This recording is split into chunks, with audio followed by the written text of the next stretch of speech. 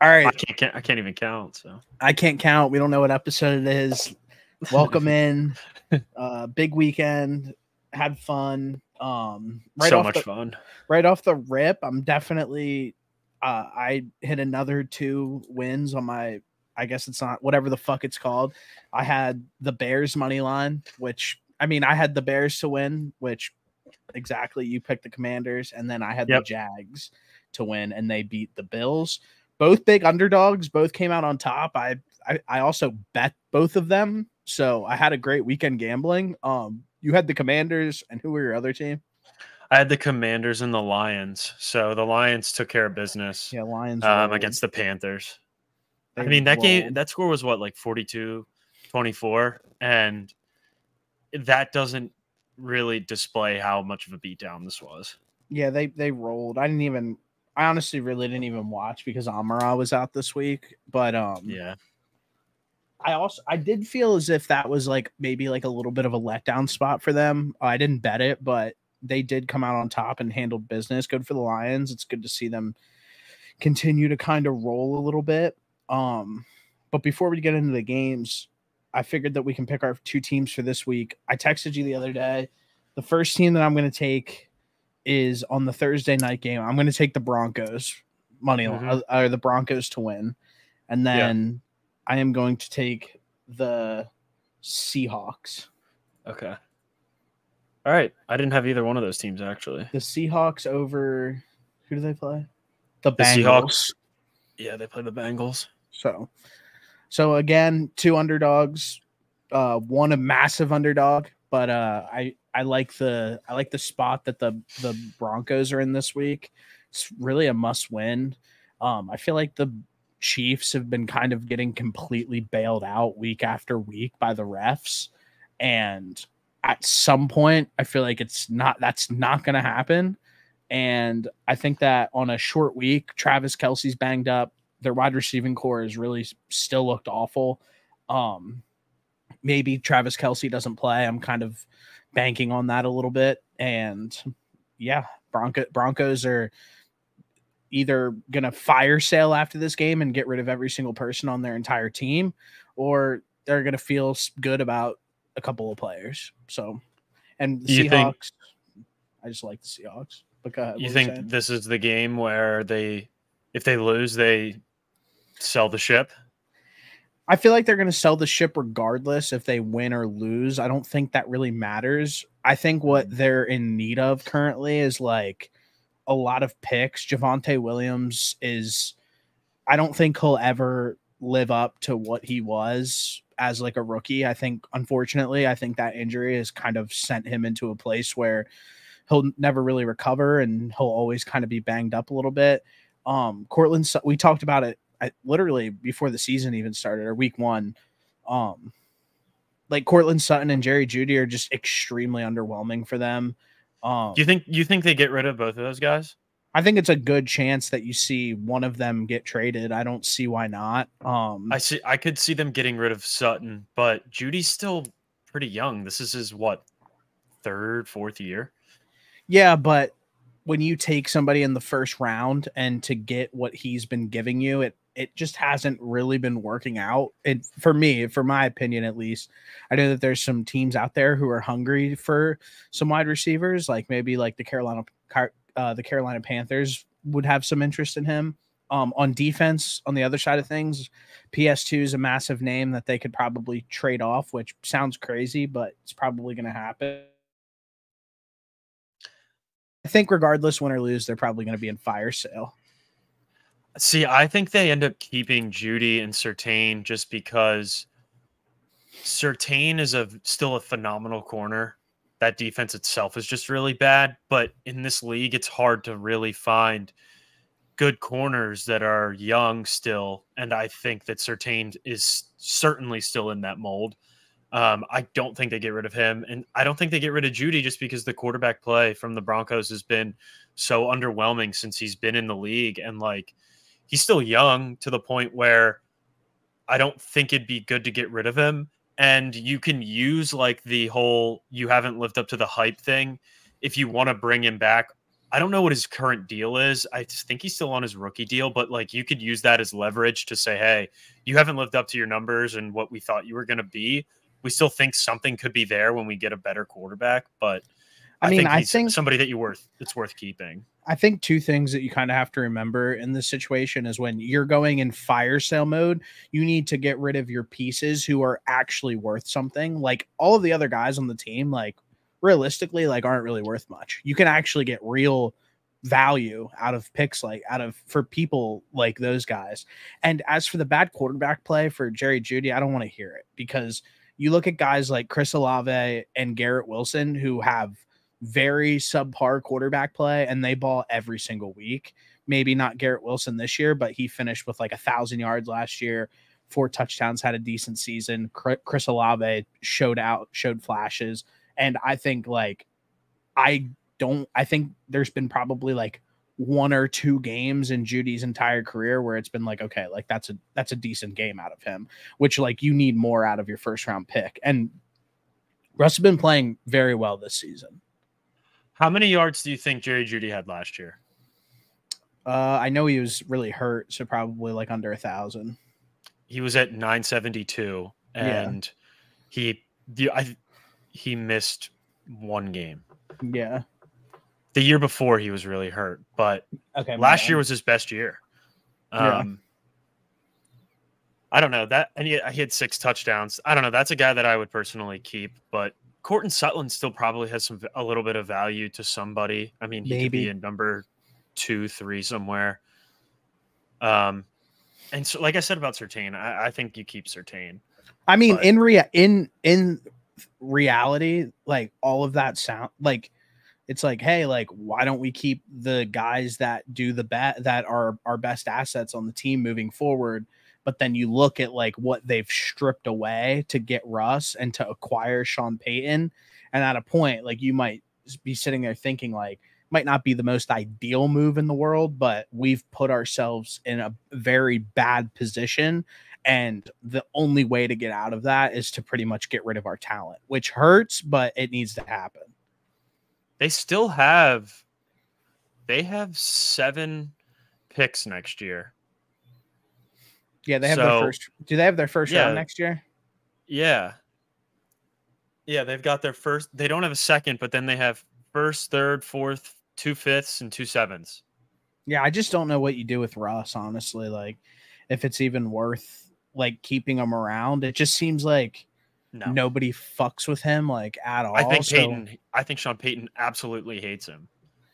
Yeah, and honestly, like I know that we shit on Russ, but almost at a point, like I feel kind of bad for him in a way. Like he's clearly trying to work hard. He's clearly trying to be a good teammate. Like he's playing above average this season, like way better than what he was playing last year. And it just feels like it's still like fuck Russ because Peyton had like a preconceived notion in his head about him before he even stepped foot.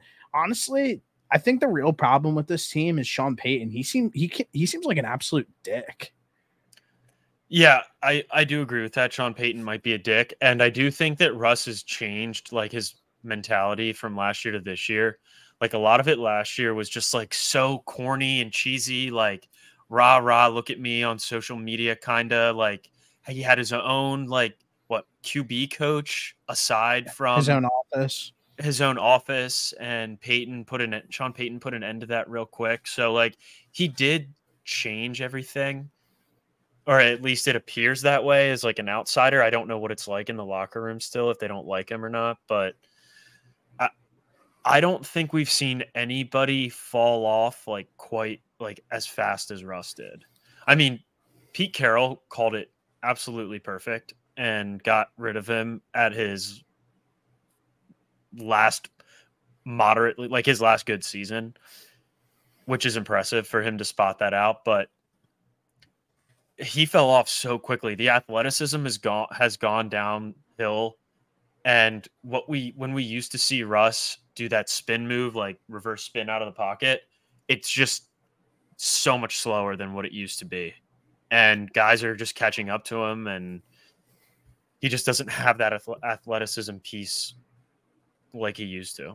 Yeah, and in fairness, I mean, he's getting older too. That's just part of it. Yeah, he's 34. I mean, it is shocking for a guy who claims how much money he spends on like his body a year. Like he pretty much is like, he tries to pretty much claim like he's like LeBron with it. Like I spend $1 million on my body every single year, that you would fall off as quickly as you have. But I mean, yeah, he's 34. It's not overly shocking. I just think it's more indicative of the Broncos to kind of make that call. And it was obviously the wrong one. Yeah. Father Time's undefeated. And there's just some guys that, I mean, LeBron being one of them, that no matter how much money you spend on your body per year, it's not even a guarantee that you're still going to stay healthy and play at the highest level that you're capable of. That's just how it is. And that's what we're seeing here. It sucks for him and the Broncos, but I think they got to move on. So, well, enough with the Broncos. Fuck them. There were some good games on the slate this weekend.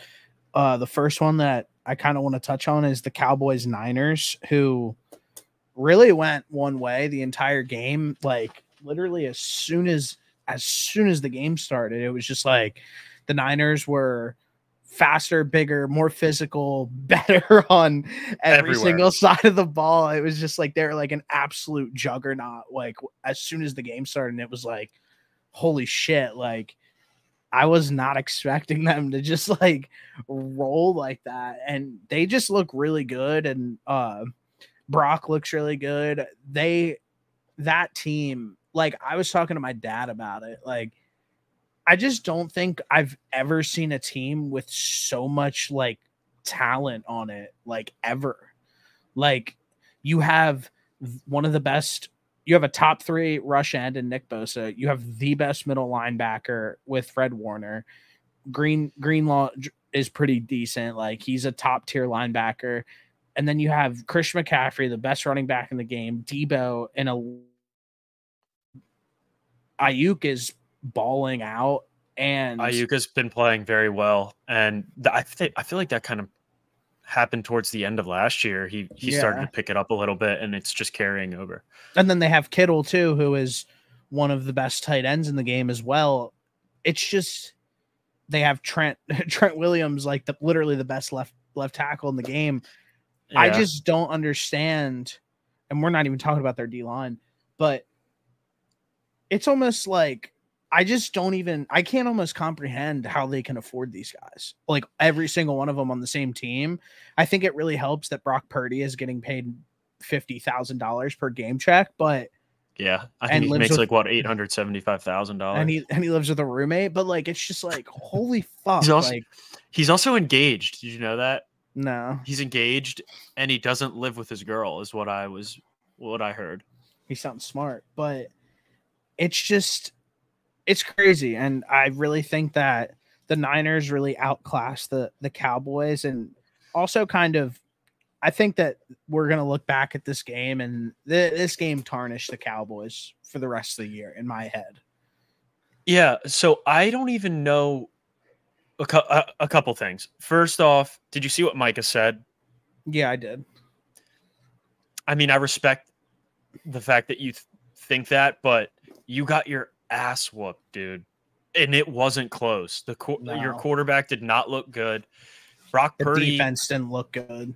Brock Purdy put up, what was it? 17 for 24, 252, and 4 touchdowns. I mean, and it felt like he could do whatever he wanted, and it felt the same way for the rest of that offense, and that defense was just flying around. I don't really know how good the Cowboys actually are. I'm not trying to discredit the Niners, because I think we both know that they're the best team in the NFC, if not the best team in the NFL right now.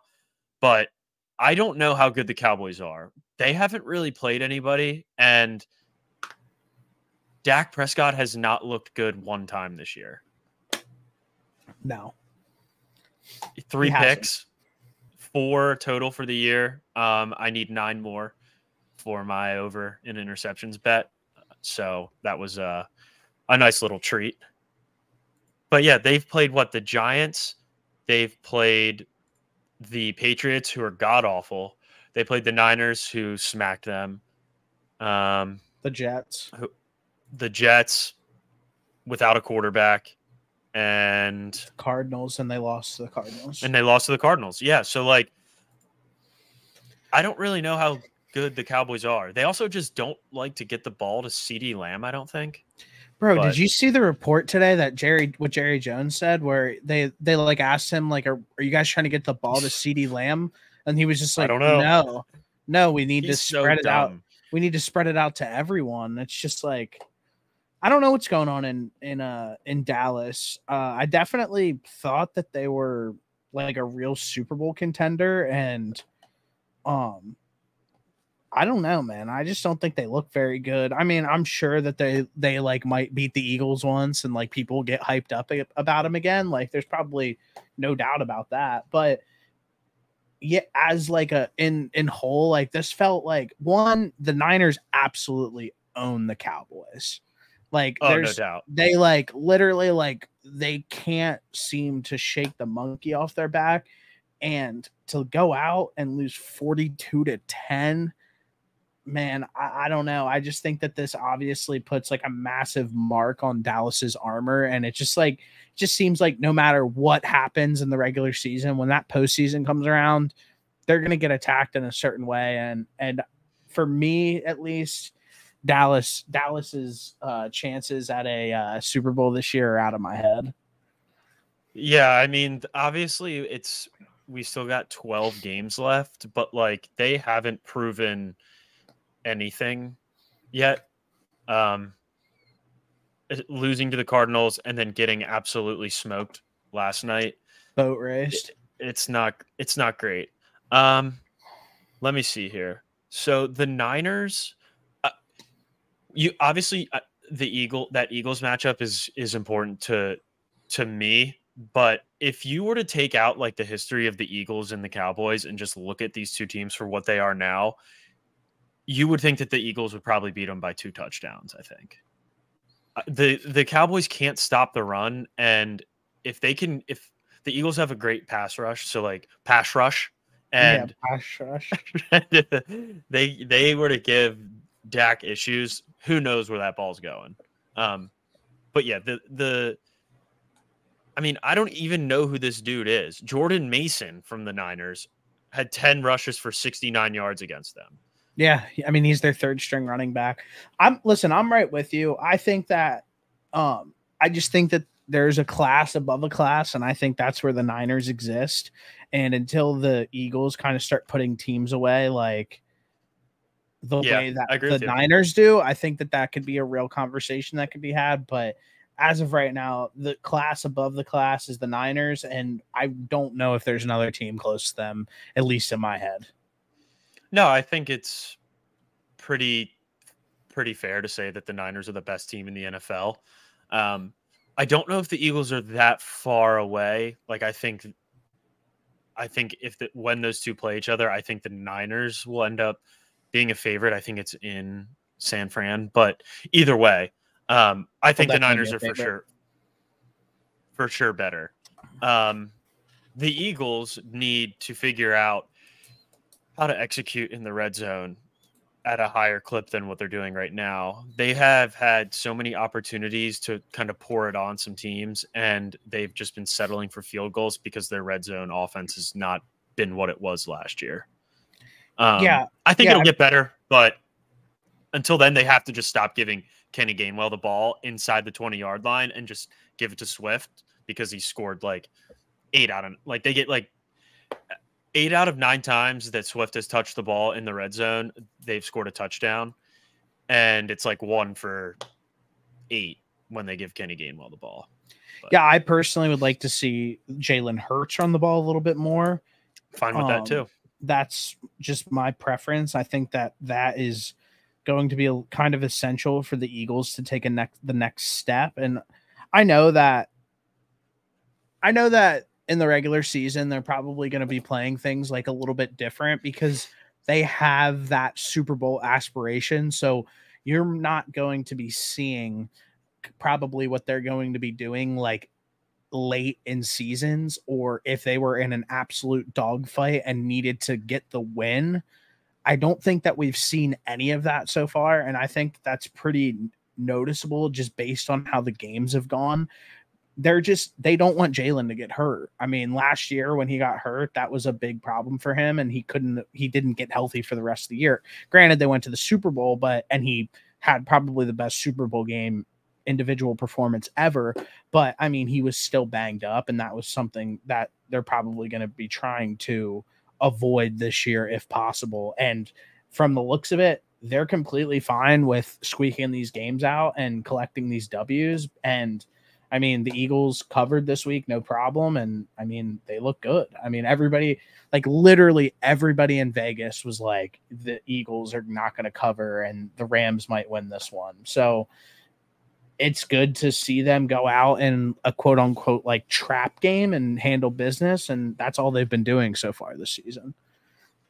Yeah, I think it was I think we were on this when we said that the Eagles were going to probably end up covering this game. Yeah. I said at a point, I didn't bet it, but I said at a point it's a value pick, and yeah, the value was there. Yeah, I think this is the most that Jalen Hurts has rushed this year in a game. He had 15 rushes for 72 yards and a touchdown. Thank God.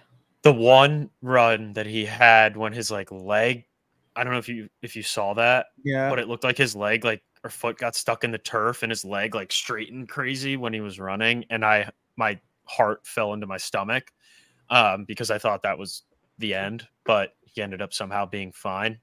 It was good to see Dallas Goedert get going this week. 8 catches, 117 yards, and a touchdown. I mean, that's about as good as you can draw it up for your tight end. That's been pretty much MIA through 4 games so far. I mean, there's one ball. It's going to be hard to get all these guys fed. I know. Week, I'm just so 100%. Yeah. I think everybody's going to have a game. Like Smitty's going to have a game. AJ Brown's going to have a game. D Swift will have a game. Like Boston Scott will probably have a good game at some point. Like that's just how the Eagles are built. Real quick, there is absolutely zero scientific evidence based on if there more injuries occur based on turf or grass. And there are equally as many people that tear their Achilles, their ACLs, break their ankles, sprain their ankles on grass than there is on turf. There is no scientific evidence. There might be a preference due to players, but I mean, like probably 85% of college stadiums and are turf, and you like literally never hear any complaint about it like at all. So I get that the NFL wants things done a certain way. I mean, I talked to Andrew about this a little bit to get his like 2 cents on it. And he was like, if the NFL were to create any rule on like a stadium, he said that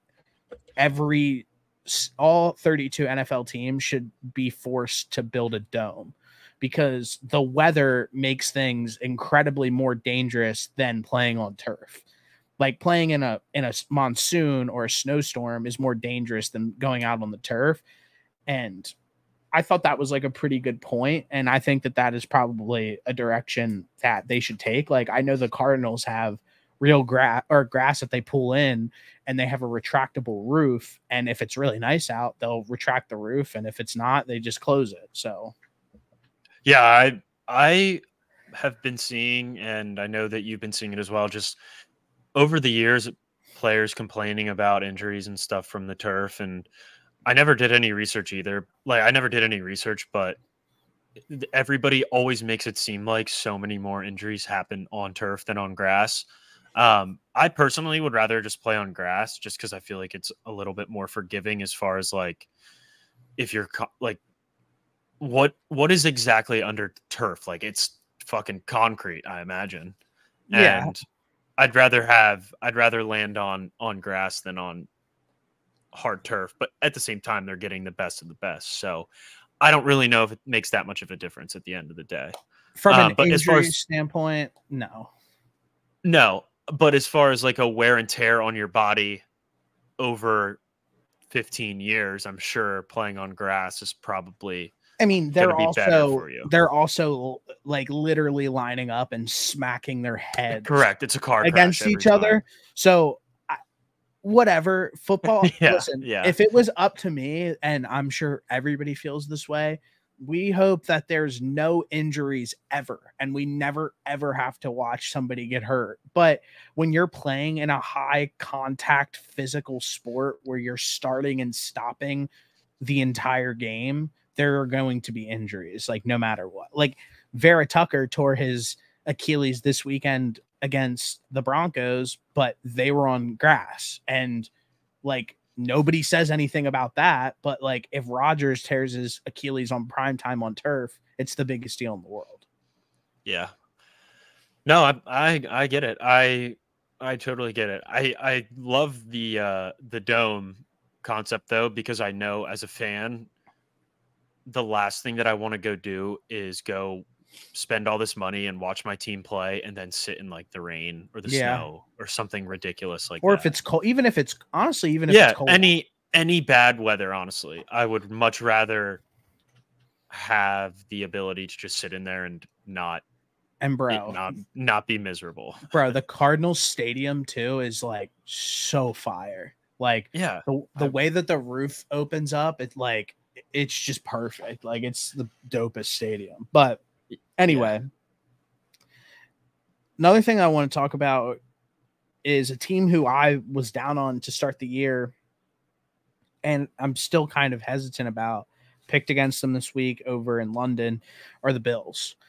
The Bills have a bad injury bug right now. They lost Tredavious White or Tredavious White. I don't know.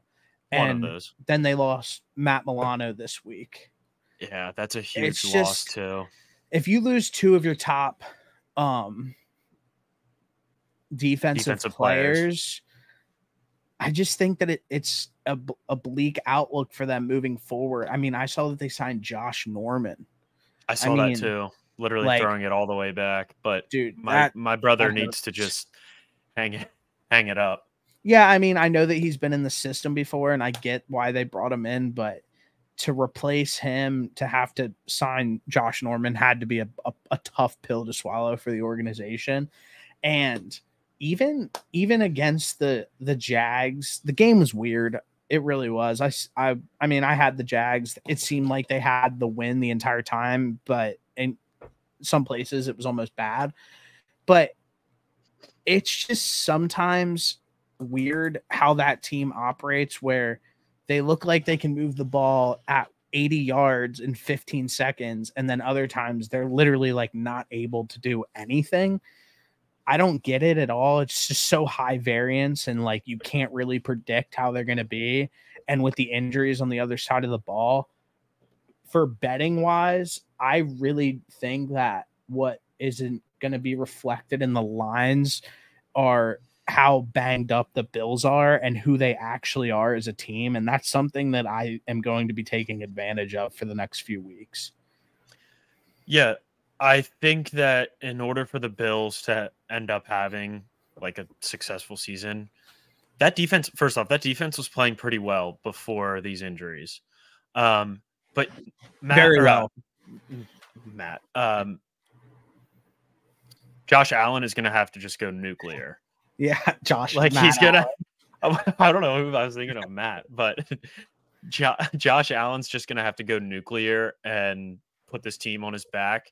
But honestly, that's like nothing out of the ordinary. I feel like for him, I feel like he always pretty much has to just kind of carry that offense. But it's tough when he was finally getting some good games out of that defense, and then he gets back-to-back games where he loses like the two best players on their defense. Yeah, it hurts. They do get Von Miller back, but I don't know, bro. I just think that them not taking building the roster around the current talent that they had by like nailing draft picks or like maybe like a nice free agent signing. With that being said, they did get Von Miller, but it just seems now that like at least I could be completely wrong, and I probably will be, but it just seems like a few of these injuries they're starting to get a little too big for them to like handle.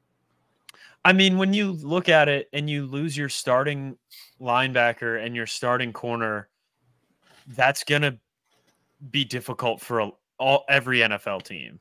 Besides the Eagles. I mean, the Eagles don't even have starting linebackers now. Yeah, I know. Sorry. So that's going to be difficult no matter who you are, to lose two key guys like that. So like, I don't know. So they're going to have two guys step up. I don't really think Josh Norman is fit to play. But we'll see. He's going to ball for the rest of the year. Dude, when's the last time he's even played? I think he was on the Bills 2 seasons ago. Look, I'm pretty positive. I'm pretty positive he was, because he was on I knew that he was on like this version of the Bills at some point. Used to be a smarty. What does that mean? Actually, the last team that he was on was the Panthers in 2022, and before that it was the Niners, and then before that it was the Bills. Well, I don't even remember him on any of those squads, bro. So it must have been pretty bad. But he played 2 games for the Panthers last year. Okay. 8 tackles. Yeah, so I guess probably the next thing that I want to touch on from the weekend is Justin Jefferson. This morning, you probably woke up to it. Yeah, sad. Justin Jefferson placed on the IR for at least the next 4 games. Man, it really seems like the Vikings should be trying to, at this very moment, calling up the Jets and seeing if there's any way possible that they'll send over a little bit of draft capital for Kirk Cousins for the rest of the season. Dude, I was just talking about this today. Obviously, I think the Jets need to get a quarterback. But Kirk Cousins' contract does end at this year, correct? Yes. Okay.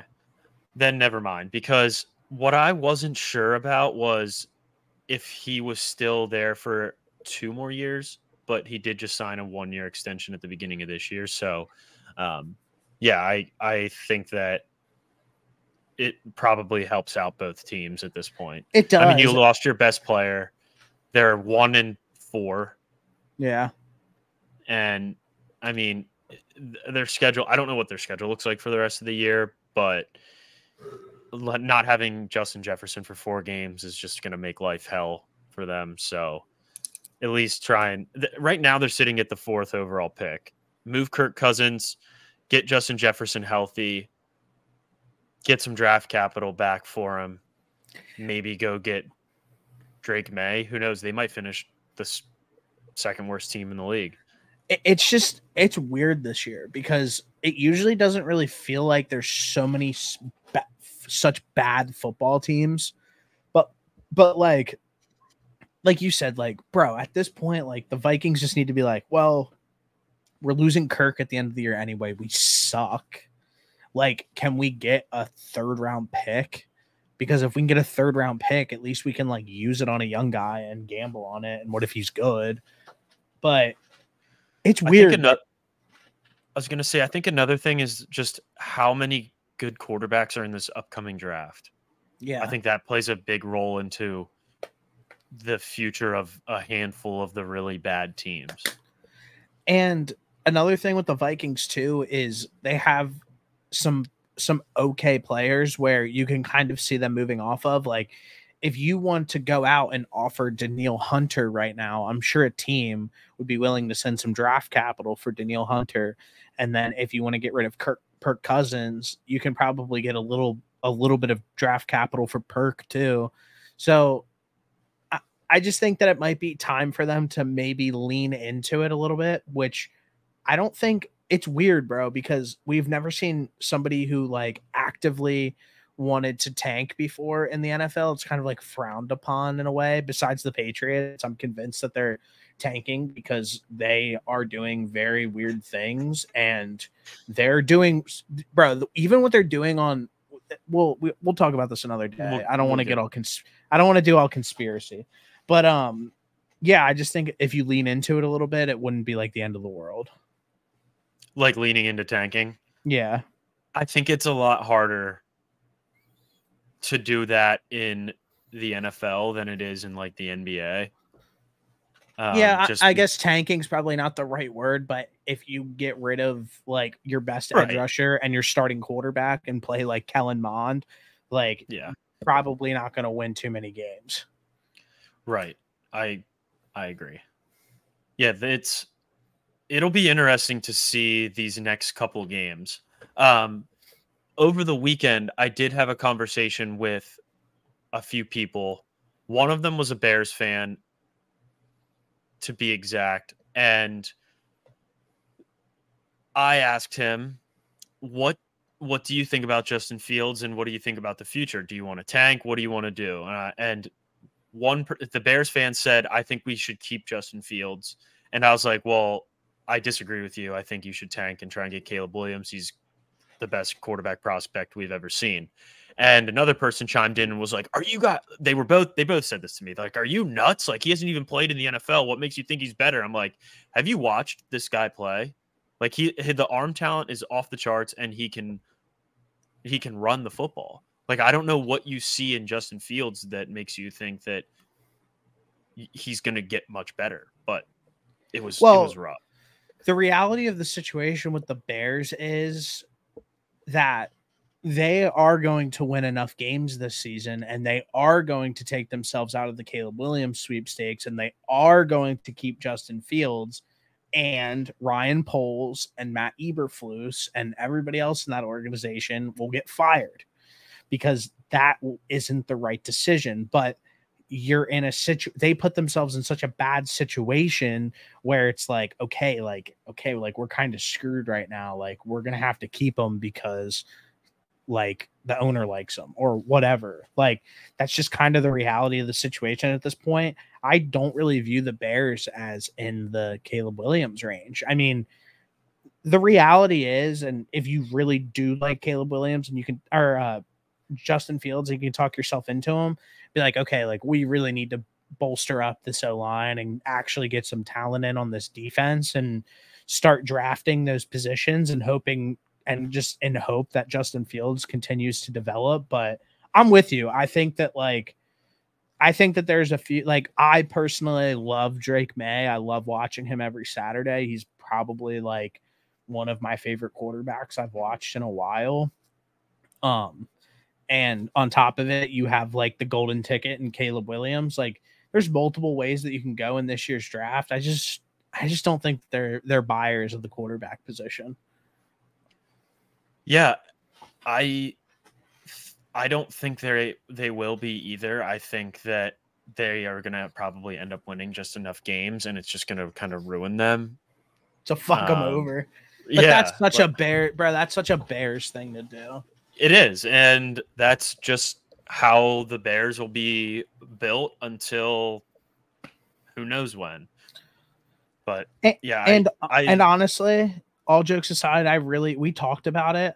I think that if the Bears had the number 1 overall pick, that Caleb Williams would hold out and not go there. That's like, also fair. I think that he's really hungry to be in a big market. I think he wants to go to New York. I think he wants to go to like one of those big cities and just Chicago's a big market. It is, but it's just such a poorly ran organization, and it has been for such a long time that it kind of, in my head at least, from an NFL perspective, kind of takes them out of the running for like any big time like free agents or people that want to go and play there. Yeah, it certainly has not been great for the Bears they've had one good year in the last, I don't even know, 7. And in a long time. That was with Mitch Trubisky. So another thing that I want to touch on before we dive in, there's 2 things before we dive into this week 6. Max Crosby needs to start getting the recognition for being one of the best edge rushers in the game. He is 100%. What he did last night was one of the best performances that I think I've seen so far this year. an individual performance on defense where he controlled the entire game. Honestly, like he caused such an issue for Jordan Love on every single drop back that he couldn't do anything. And he couldn't do anything the entire game other than a lucky long throw to Christian Watson.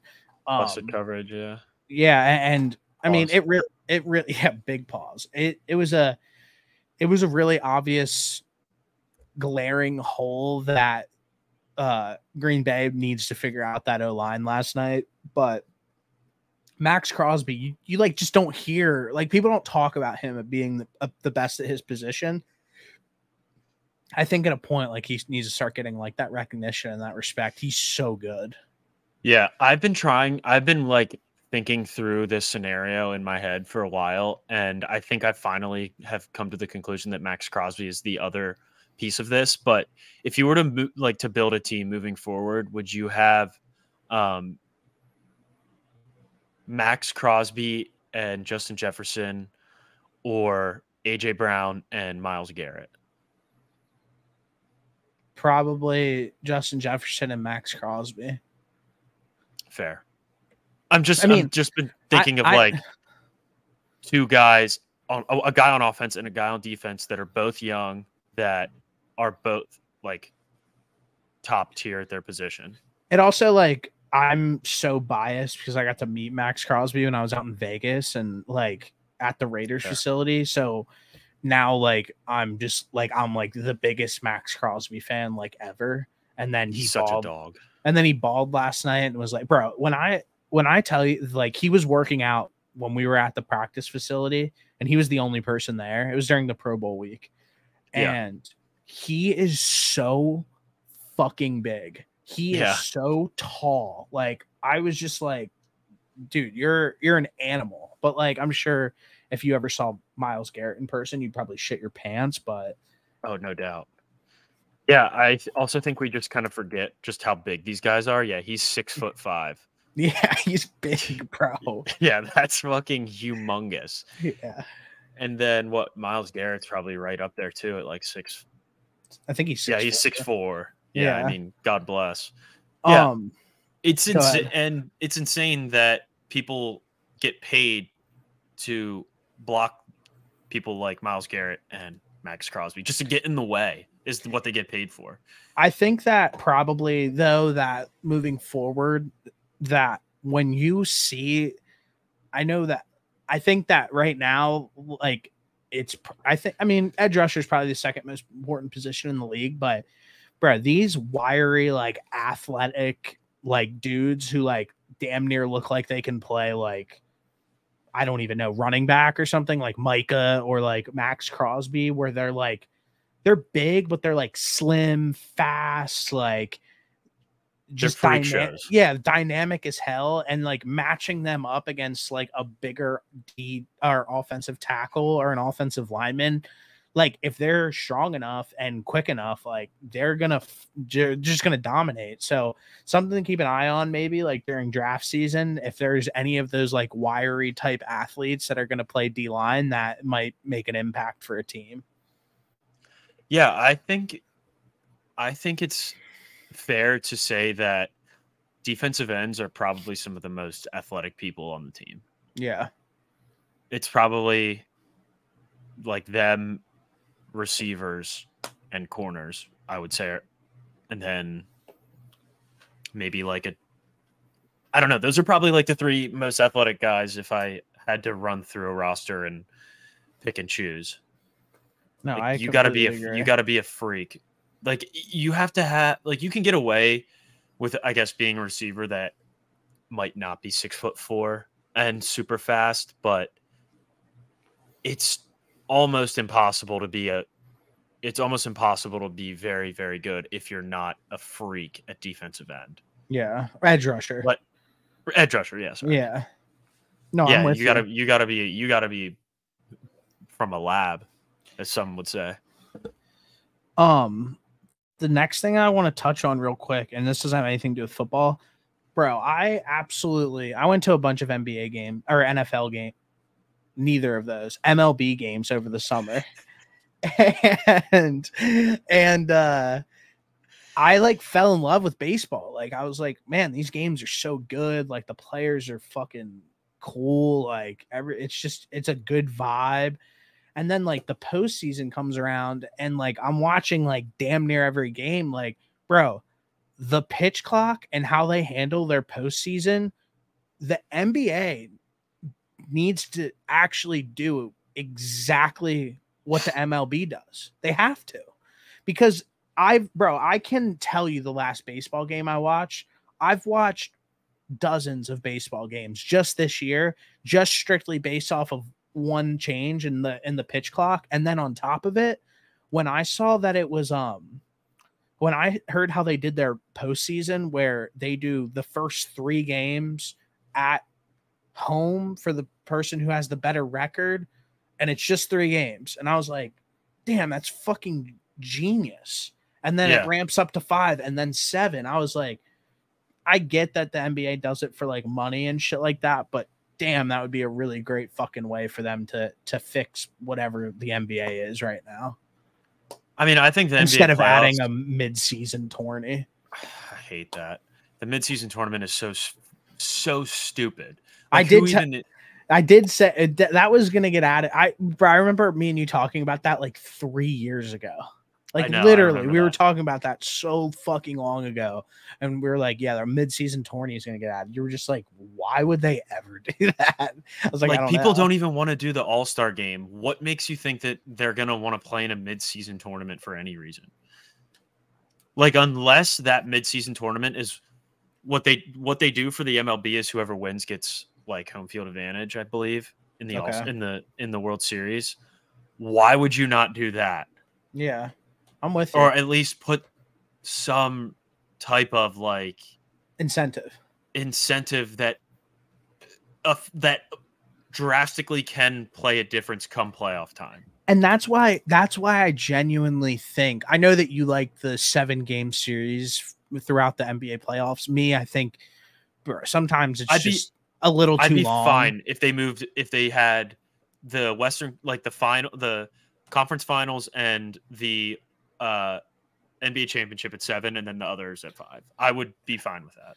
It just sometimes, bro, just seems so long. Like the NBA, bro, at the end like of the NBA season, like after a long ass regular season that no one watches really, and then you have to go into like these playoff matchups where some of them always aren't like the best, but bro, just all like I just think that if the NBA could take just a little bit of notes from the MLB, I think that you would be able to actually start converting some people to like start appreciating it a little bit more. Just like how I started appreciating the MLB. Like I know that you've been a big MLB guy since I've literally known you. You always liked baseball. You played baseball in college. So, but like now, like I'm watching the games and I'm just like, well, this is the best. The players are rich as fuck and cool as hell. Like this is the best sport ever.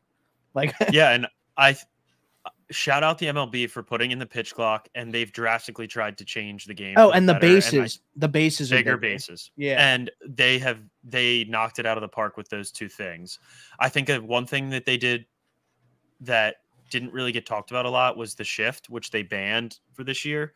And I think that that's probably been a good move too. I don't even know what that is. What is that? So now you can't have more than 2 infielders on one side of the field. So like before, teams would move the shortstop like over to like the first and second base side of the field. Okay. Yeah. And then the third baseman would sort of shift into like the whole area between where the shortstop and the third baseman would be if they were on the same side. Okay. So they banned that in the hopes of just like getting more hits and more action into a game. And honestly, I didn't see a ton of people complaining about it. So I assume it went well. As far as like what fans thought, I thought it was great. The pitch clock it did exactly what it was supposed to do. It was to shorten the length of these games so that, dude, just keep going. What the fuck? That was you. No, I swear to God, I'm not even touching anything. Okay. Yeah, the pitch clock did exactly what it was meant to do by shortening the length of these games and therefore making them more watchable for people like you Like that literally, were like not interested in baseball prior to this year. Now you can go to a stadium and watch 9 innings and be done in like 2 hours and a half, maybe like 2 hours and 45 minutes, and not have to take a full day to do it. yeah, And they did a great job. The playoff baseball has always been super electric. For I just I, I don't even know why. Just because like the 'Cause playoffs matter more, it's but good. Yeah, it's more intense. it's always been great. Playoff baseball has always been great. It sucks when the Yankees don't make it, but that's for another day. But yeah, they did a great job shortening the games and making them more watchable so that people like you would watch them. And shout It's out to just them. fun. It's just so crazy, like how much I love it now. Like I like can't get enough. Like it's just those little changes that make all the difference in the world. And I know that me and you have had, and we could do probably a long episode one day about the NBA, but me and you have always gone back and forth on the NBA for like years, and like just Yeah. like thinking like, man, like they're so close and they're losing interest like very heavily, but you have like the pieces that you need for it to be like A plus plus. Like it could be bigger than football if you do it correctly. And they just like seem to, I think it's just Adam Silver. I fucking hate Adam Silver like with all my heart. I don't know why. Every time I see him, he like borderline creeps me out. Like he's just like a weird ass dude. And I just think that he's kind of a pussy and doesn't like push back and just kind of like folds anytime that there's like an issue. Yeah, it honestly seems like the NBA just like keeps taking a step back. Like I remember the All-Star game and like All-Star weekend used to be so sick. Used to be Like people fun. used to actually care about it. And I respect them for like trying to change things and like make the games more interesting. But I think the reasoning behind it is just the regular season too, with the whole, and they did implement a rule for this year about like sitting guys, like resting guys for no reason. Yeah. So I think that's like a good step, but I don't think that adding the midseason tournament is going to make any real difference. It's just like, what are we doing? Guys want to play, guys. If you want guys to play the full season, make less games, not more. Like it seems pretty easy that these guys don't want to play. What is it? 82 games. It seems pretty easy to say, hey, maybe instead of 82 games, we cut this into like Bill Simmons did. Did he say 72? Did I say 82? No, I think he said 72. Yeah, and I think it was like 4 games a week. You have off like every other day, and you play for, I don't even know how many weeks. I don't know what the math is, but I get you.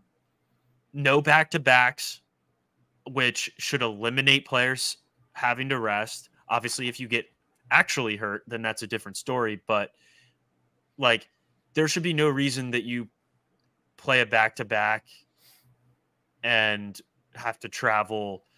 Like, say they play in Sacramento and then you got to go fly out to San Antonio and play the next day. Like that's probably what, a 3.5 flight. You don't get to San Antonio until 2:00 in the morning. You play at 7.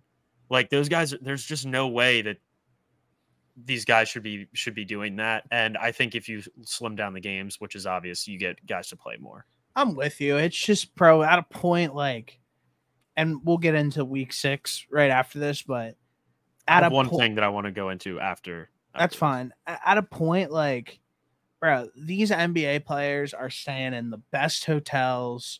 They're flying on nice ass private jets. Like I'm not giving them much. They're making hundreds of millions of dollars. The worst player on the team's making $25 million. Like, dude, I get that, I'm but just you not also getting. traveled a ton for yourself, and you know how difficult it is, and you didn't have to go play 48 minutes. You're also not getting paid the money. I get it, but still. I was literally sitting in coach between two people, like, for a 6-hour flight to Vegas. Like, yeah, but you didn't have to go play 48 minutes and guard Giannis. And I don't fucking work out or take care of myself. Like, of course I felt like shit. Like, I mean, like, obviously I felt like dog shit, but like, when you're like used to it, like, bro, these guys' lives are flying on big fucking Boeing private jets that there's beds on them that if they need to sleep, they can sleep. Like, I'm not giving them much leeway on that, but we can save the NBA because we can go forever about the NBA, but go ahead on what you wanted to go into. So I texted you about this, just like a new thing that we kind of have every week where it's just like, so obviously this is called Scary Hours, and Sunday Scaries are like what you get when you wake up and you're like, damn, I got to go to work tomorrow. And then you just like dread your whole day. So something along the lines of like the Sundays, worst case of the Sunday Scaries, basically just being like the team who had the worst case of the Scaries this week, either some form of that or like the scariest, who had this like best stat line kind of deal, but just like calling it that. So we could either do like something like that. It's still a work in progress, but okay. I wrote a bunch of guys down for like who had the scariest Sunday and then the worst case of the Scaries. So the two guys that I have that had like the best days or like at least the best weekend, and I mean, one of them wasn't even on Sunday, but I feel like we should actually talk about Jamar Chase, what he did. Yeah. 15 catches, 192 yards and 3 touchdowns. And then he snapped. DJ Moore, 8 catches, 230 and 3 touchdowns as well. Like, that's nuts. Those are 2 crazy games. I love when wide receivers have big games. It's easily my favorite position on the field. So, yeah, I mean, Jamar Chase is a dog. I don't think anybody ever thought otherwise. And this is where I would insert the video of after that one game that they lost. I forget who they lost to, but the reporter asked some stupid question probably, and he was like, I'm open. I'm always fucking open. Excuse my profanity. Yeah, I'm open. I'm always fucking open. Excuse my profanity. I'm sorry. He was, bro. And then to go out right after that video and have 15 catches, 192 yards, and 3 touchdowns. Like, what a fucking animal. Love Jamar Chase. He's such a dog.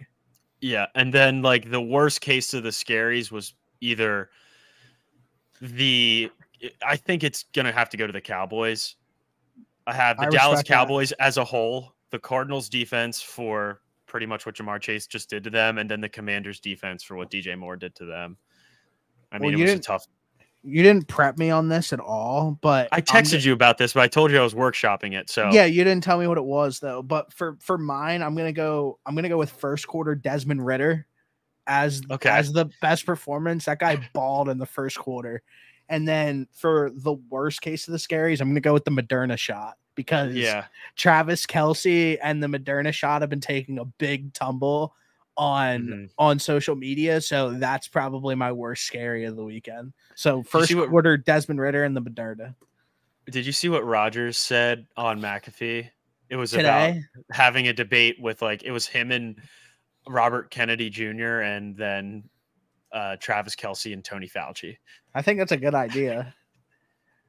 I think Tony Fauci might make my dudes of the week this week. Oh, God. All right. Well, to each their own.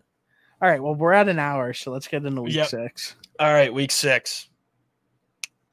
Thursday, we've got Broncos at Chiefs. Chiefs are 10.5-point favorite. Is what I'm seeing. You picked the Broncos outright. Yep, 10.5. Listen, if you want to make money this week betting on Thursday Night Football, you take Broncos plus 10.5. if you have a set of nuts on you and you want to make real money, you slam their money line at plus 480. I love the Broncos this week. Absolutely. It's 480. Yeah, I already It says placed 400 on this. Okay, you got it earlier then. I absolutely love the Broncos in this spot. It is the definition of throwing the kitchen sink at the Kansas City Chiefs. I hate the Chiefs. I'm going with the fucking Broncos. Sean Payton legacy game. Russ is going to cook up and down the field, and Mr. Unlimited will be back on Thursday Night Football. Chat, I need you to clip that entire thing. Let's go. So if the Broncos don't win this game, you got to do something because you basically put your life on the line here. Well, listen, I have money on the line, so if you want me to do something, you can tell me what to do. I literally don't care about anything. So this is a shave your head game. No, I can't do that. That's too much. All right, I'm taking the Chiefs. I think the Broncos are bad, and I'm not gonna fall into your trap. Yeah, this bet's definitely for the weak, not for the weak at heart. So no, I feel you. All right, I think this game's in London too. Another London game. Yeah, it is. Ravens at Titans. Titans are 4.5-point underdogs. This would be a game where if it was at Tennessee and the Titans were underdogs, I would 100% take it, and I still think I might take it. Okay, I think that. I like the Titans here. The Ravens pissed the bed last week against the Steelers. That was a game they should have won. They dropped all the passes in the world. Real quick, go ahead.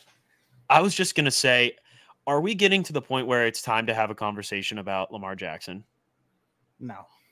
You don't think? Dude, Bro, that is such he has just not been he's been so inconsistent. Bro, I mean, I think that Jersey Jerry gave out a stat last week that he always kind of struggles against the Steelers. That's dial fair. Up a great game plan against them. Bro, even if you automatically take out the end of the game and just have the Nelson Aguilar to grab a touchdown and walk in, the Zay Flowers deep pass where if he just kept running and for some reason he stopped and started backpedaling, and then Mark Andrews volleyball sets another one into the sky, and then Rashad Bateman drops one, and then Odell runs out for one play, catches a ball, and runs into the locker room. Lamar did everything he could in that game, in my personal opinion. The goal line fade at the end of the game to Odell, I don't think it was the best throw, but when you watch it, Odell just didn't do anything.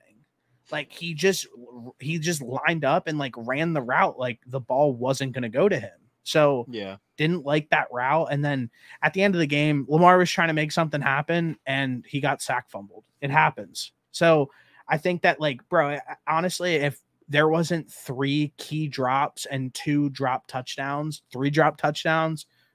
we're having a completely different conversation this week. Lamar's been dominant this year. Probably an overreaction by me, but I just want to see him beat the Steelers. I also bet on him, or I also bet on the Ravens, so that's also why I'm pissed off about it. But eventually, you gotta take that step. The Steelers are so bad on the offensive side of the ball, and you just somebody's gotta step up and make it catch the fucking football. I'm 1,000,000% with you, bro. It was I had the Ravens -4.5. They had it the entire game and then pissed it away at the end. It hurt very bad. But with that being said, I do like the Ravens this week to beat the Titans. Okay. Another London game, like I said. I think we have 2 more London games, or a game in Germany, I think we got. Bro, I hope so. I love the early games. They're great.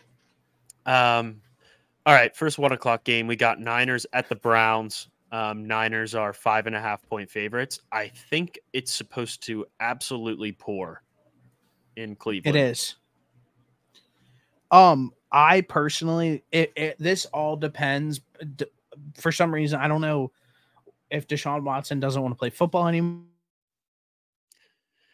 Yeah, I don't think that Deshaun Watson is going to play. And I saw a tweet today saying that they were going to probably end up starting PJ Washington. PJ Walker. I think his name's PJ Walker. And I mean, if they have Deshaun Watson, I think they stand somewhat of a shot because they can probably run the football, and that defense is actually all right. But if they don't have Deshaun Watson, this game's a wash, I think. Yeah, I'm completely with you. If Deshaun Watson plays, I will be playing the Browns money line and their spread. I remember last year the Niners played a game, I think it was week 1 against the Bears, and it was just like an absolute downpour and like basically a mud bowl, and they lost that game. And I kind of feel like this might be similar. So like I said, if Deshaun Watson's playing, then I'm right there with you with the Browns. If not, then I think the Niners obviously take care of business. Panthers at Dolphins. Dolphins are a 13.5-point favorite. Yeah, I don't think that there's really much to talk about here. The Fins should roll. Yeah. Yep. I fully agree. Colts at Jaguars. Jags are a 4-point favorite. I think that's appropriate. I really like the Jaguars. Anthony Richardson is out again. Sucks. I know it sucks so badly. I know that Jonathan Taylor's back. I still think that we're a few weeks out from seeing a real dominant Jonathan Taylor with just him getting integrated back into the team and the offense and everything like that. So I definitely like the Jags -4.5 in this spot.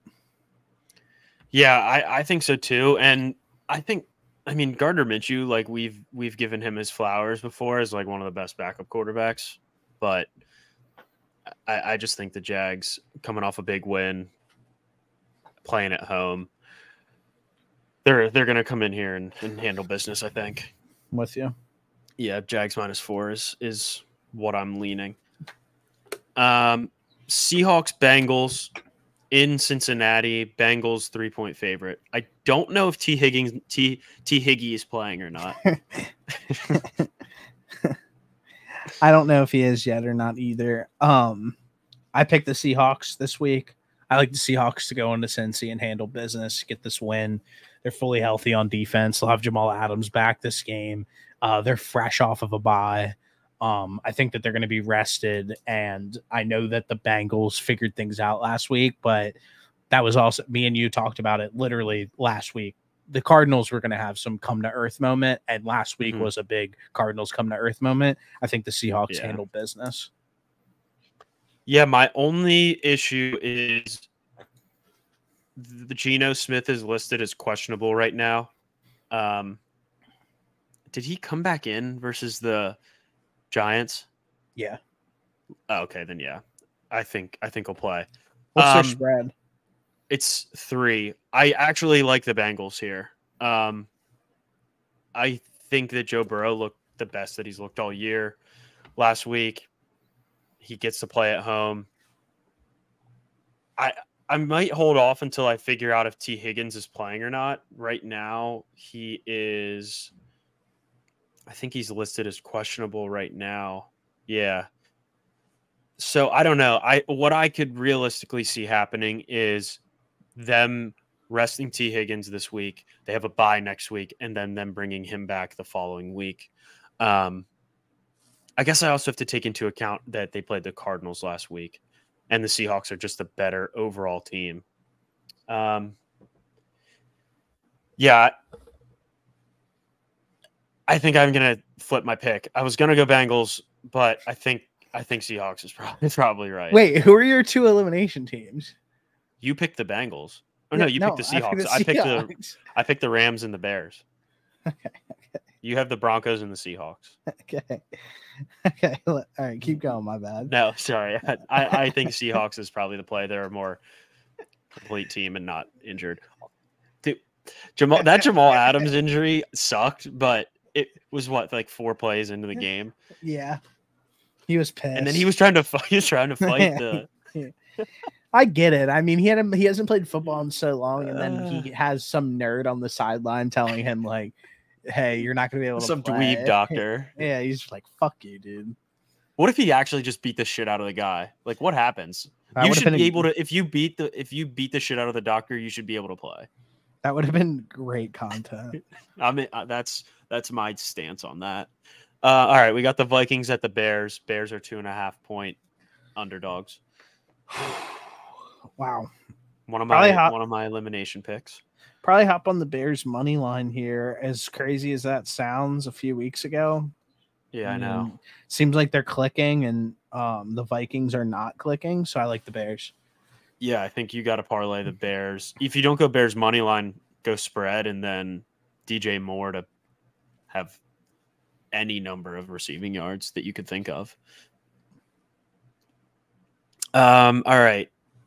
New Orleans at Houston. Houston is a 1.5-point underdog. Yeah. I really love the Saints in the spot. Same here. I think they figured some stuff out last week from the offensive side of the ball, which always helps that you get to play the dog shit Patriots who don't have anybody on their team and to kind of like fuck around and have a good game. And on top of it, I think that this defense is going to give a rookie CJ Stroud some real issues. Yeah. So I like the the Saints in this spot. Yeah, that was exactly my thought process. I think Alvin Kamara's looked pretty good since being back. And that Saints defense is solid, and I think they're going to give CJ Stroud some issues. I mean, it is what it is. That's kind of how it goes with rookie quarterbacks. But yeah, I think the Saints win this one. Commanders at Falcons. Falcons are 2.5-point favorites. I love the Falcons here. I hate this game, but sure. I have a future for the Falcons to win the division, so this just helps if they have a better record. I don't think that Desmond Ridder has lost a home game in college or the pros. So, well, he's the best quarterback ever. Yeah, Desmond Ridder. So I'm taking the Falcons. Are you taking the Falcons? Yeah. All right.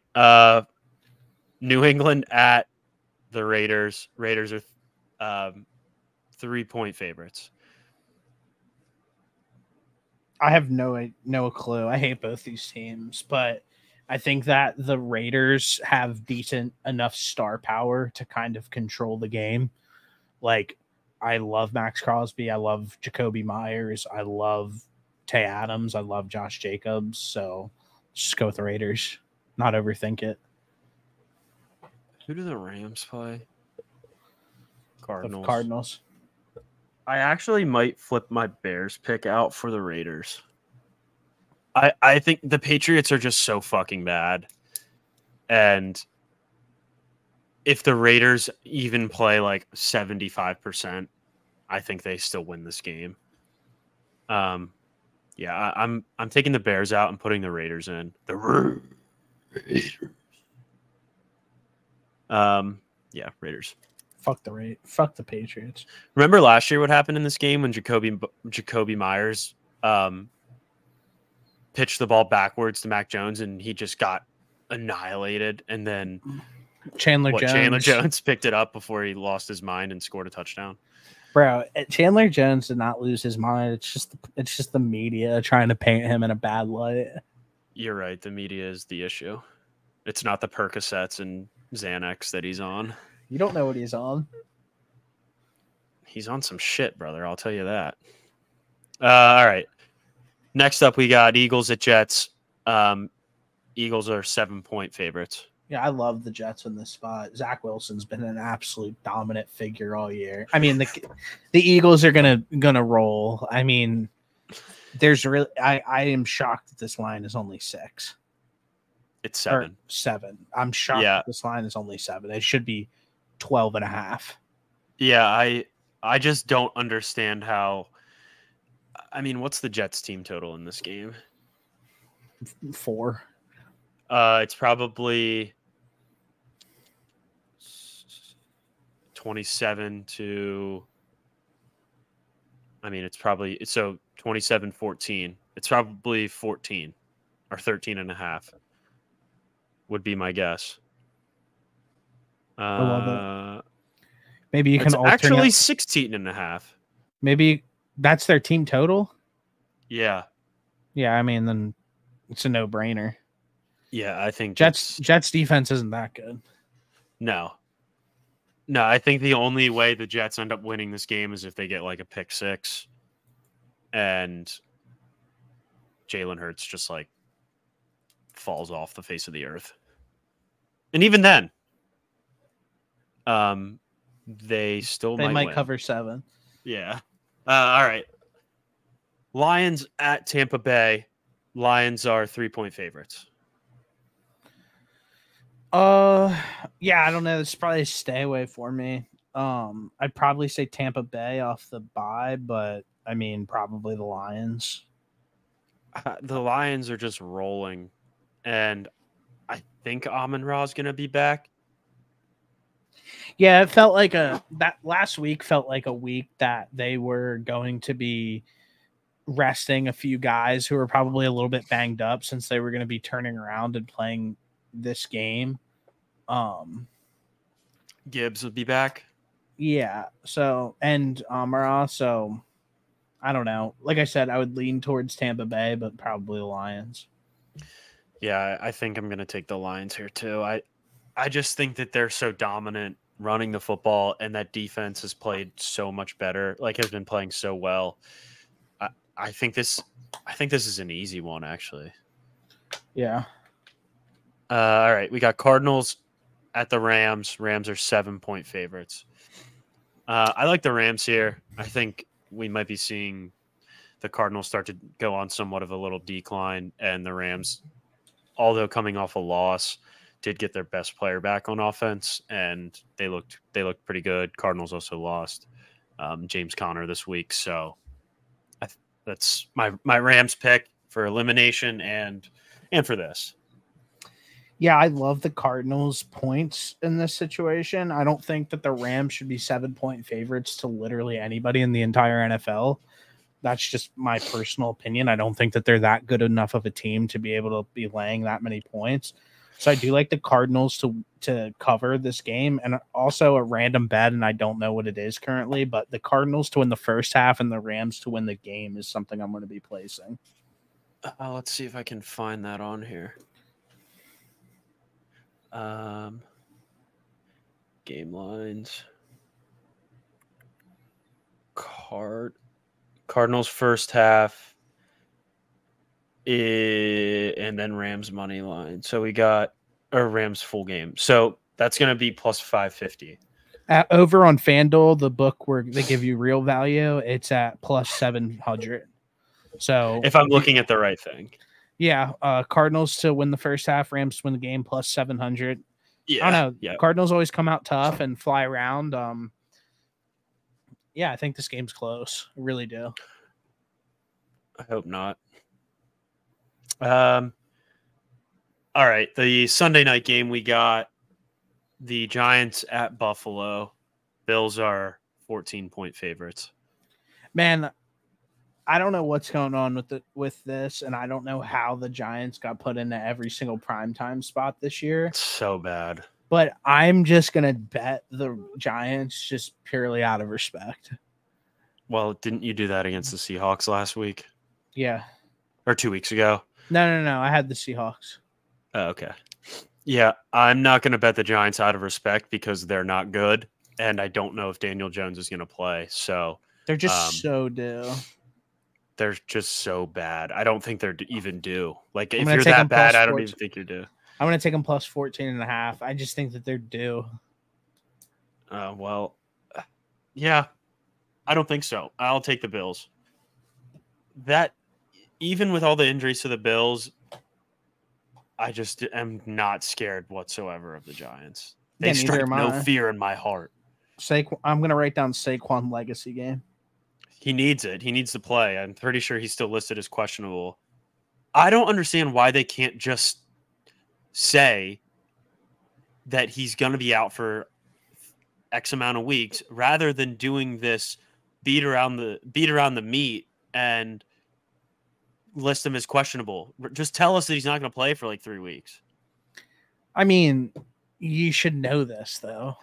I do. I assume that he's not playing, but it's just annoying that I look at my shit every week and it's like, oh, he's listed as questionable, projected 17 points. Just throw him on the bench. I did. I had to.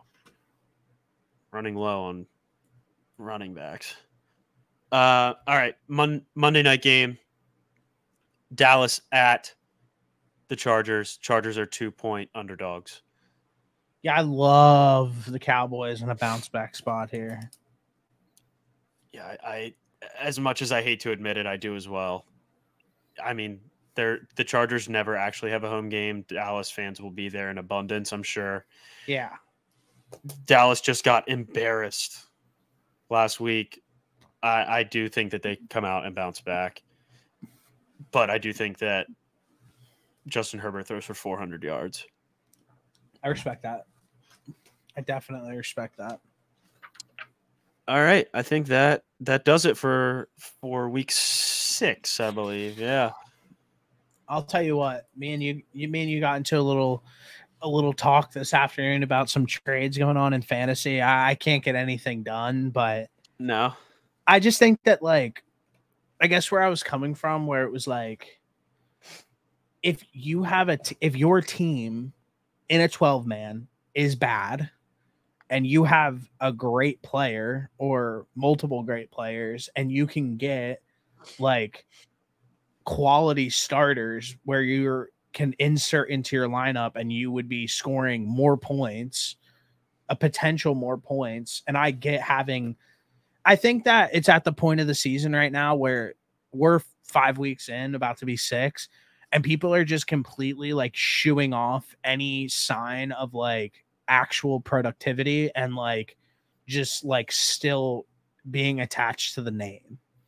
Like, for me not to be able to deal Puka Nacua for CD Lamb straight up is like ridiculous. You wanted CD Lamb for Puka Nacua? It was like a deal more to it than that, but essentially that was like the centerpieces, yes, where it was like okay, like I'm just gonna buy low on or try to get CD Lamb and see what happens for Puka, and like the person who had CD Lamb was just like, no, like why would I do that? I'm like, well, Puka is outscoring CD by like 300 points, so that's why you would do it. Yeah, I think that's a terrible deal on your part. Listen, so I don't know why that person wouldn't accept it. I get where you're coming from like a being like at a point like you have to like think like, okay, the guys who had high calibers coming into the season who have been disappointing at some point are going to turn. Like CD Lamb is going to, I don't think he's going to be bad all year, no doubt, but is going to snap for the rest of the year. I guarantee that he's going to have some very big games, and you can make the case where it's like, okay, well, I scooped Puka Nacua off of waivers for $22, and if I can turn that into a high-end player who got taken in the top of the first round, like, you should probably try to do it. I understand that. I think that you're going to get more consistency out of Puka Nacua than you're going to get out of CD Lamb. That's so crazy. I think you're going to get more you're going to get more high caliber games from CD Lamb probably, but I think you're probably going to sit right around like 14 every week with Puka Nacua. Yeah, and that's where I'm trying to go out and acquire like absolute league winners, where it's like undoubtedly like, okay, like this guy could go for 38 this week and like absolutely change the course of your entire week. So like that's kind of what I'm in the hunt for. I'm also like I've been ultra aggressive this year. Like I got rid of Raheem. Like I essentially did a deal with Raheem Mostert, Alvin Kamara, and Garrett Wilson, and acquired Christian McCaffrey and Christian Watson, and like then the next week Christian McCaffrey goes off for 4 tutties. So like I'm just trying to stay in that aggressive mindset and getting those high end players, and that's where I'm at right now with my fantasy season, and I'm 4-1. Yeah, I had to make a trade this past week. I got rid of Aaron Jones and what other receiver did I get rid of? Aaron Jones, Trevor Lawrence. I got rid of CeeDee Lamb, actually. Aaron Jones, CeeDee Lamb, and Trevor Lawrence for T. Higgins, Amari Cooper, and Josh Allen. My quarterback situation was just not great. Now I need to flip somebody here for a running back because my receiving core is not too bad, but I definitely need to improve the running back position, especially if Saquon's just never going to play football again. So he'll be back. It's even like Andrew said to me, Andrew's so aggressive on the trade block, bro. Like it's like I mean, whatever works, honestly. Like Trevor just sent him Tyreek Hill, Jahmyr Gibbs, and Christian Kirk for Cooper Kupp, AJ Brown, and David Montgomery. So Andrew is getting Cooper Kupp, David Montgomery. Andrew's getting Tyreek Hill, Jahmyr Gibbs, and Christian Kirk, and he's giving up Cooper Kupp, AJ Brown, and David Montgomery. Why in the world would Andrew do that trade? I have no idea. Like, and no idea. But that's the shit that I'm telling you, where it's like, okay, like Trevor goes and does that trade. That obviously makes him a lot better because those 3 players are at a way better than those 3. But he's also, though, like from a roster perspective, in the same exact spot that he's in currently, where he only has 1 running back. And like he doesn't have any depth or like anything to like play with. Like the player, his best running back and his best wide receiver need to like absolutely smash their expectations, or he's gonna have like a dog shit week. Yeah, I think that it's important to actually like obviously seeing some of these trades, like if you're just taking them at face value.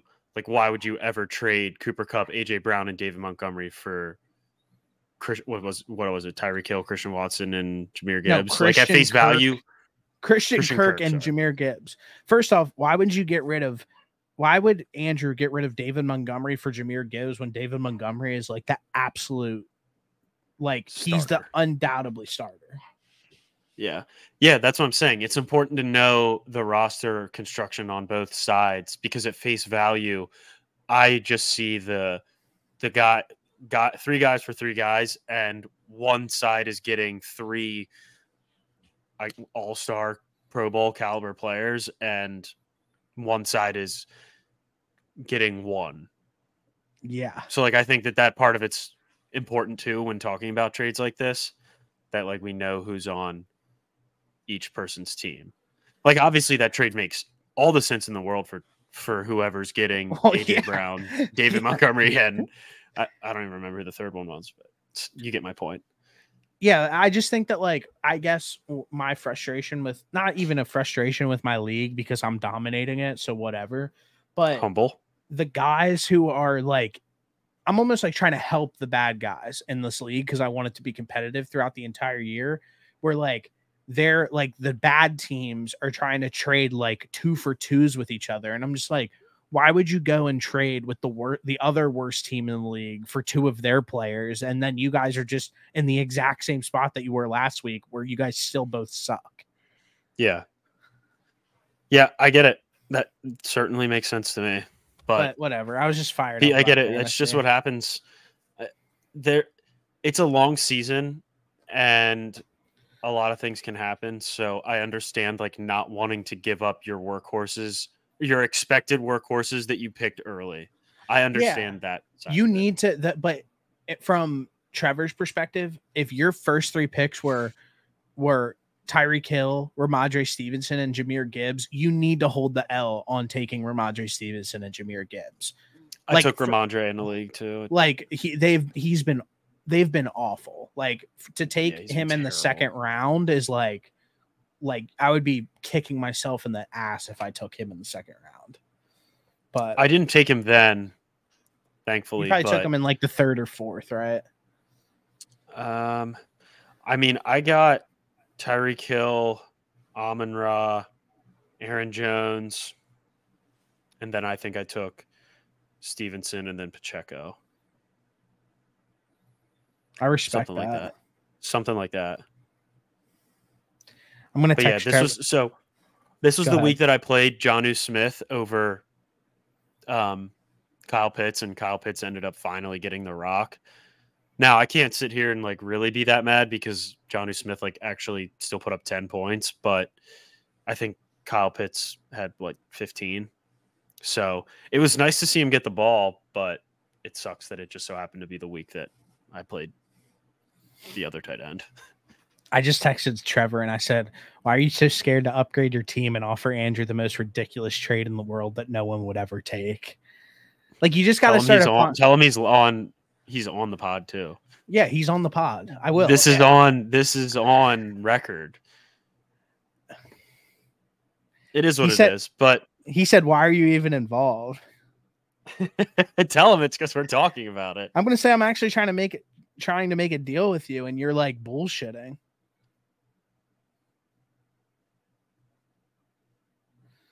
All right. Well, this is bad podcasting, so we'll wrap it up. I'll text you and let you know that if anything happens. But good episode.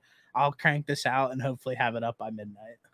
I'm about to get in the lab and actually just start making horrible trades. See what happens. Yeah, like, bro, fuck it. Like, that's literally making trades in fantasy football is what saves leagues and makes them interesting. And logistically, it might not always make a ton of sense. And I get what you're saying, but if the worst team in the league can go on a run and win 6 straight and I lose 4 and we're both fighting for the playoffs, that's what makes the fantasy league great. And that's what I strive to do every single year.